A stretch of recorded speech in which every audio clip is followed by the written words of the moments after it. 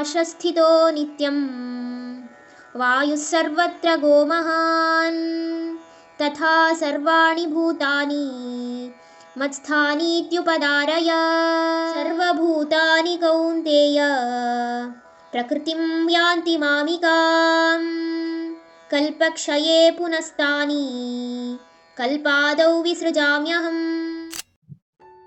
ಹೇಗೆ ಭಯಂಕರವಾದ ಬಿರುಗಾಳಿ ಈ ಆಕಾಶದ ಎಲ್ಲ ಕಡೆಗೂ ವ್ಯಾಪ್ತಿ ಬರುತ್ತೋ ಅದೇ ರೀತಿ ಎಲ್ಲ ಜೀವರಾಶಿಗಳು ನನ್ನಲ್ಲೇ ಇರ್ತಾರೆ ಅಂತ ಇಲ್ಲಿ ಭಗವಂತ ಹೇಳ್ತಾರೆ.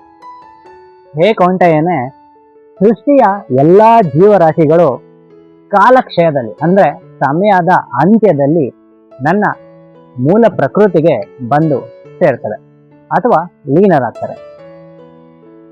ಅದಾದ ನಂತರ ಸೃಷ್ಟಿಯ ಶುರುವಿನಲ್ಲಿ ಅಂದರೆ ಮತ್ತೆ ಹೊಸ ಸೈಕಲ್ನಲ್ಲಿ ಅವರೆಲ್ಲ ನನ್ನಿಂದನೇ ಹೋಗಿ ಸೃಷ್ಟಿಗೆ ಸೇರ್ತಾರೆ ಅಂತ ಇಲ್ಲಿ ಭಗವಂತ ಹೇಳಿದ್ದಾರೆ.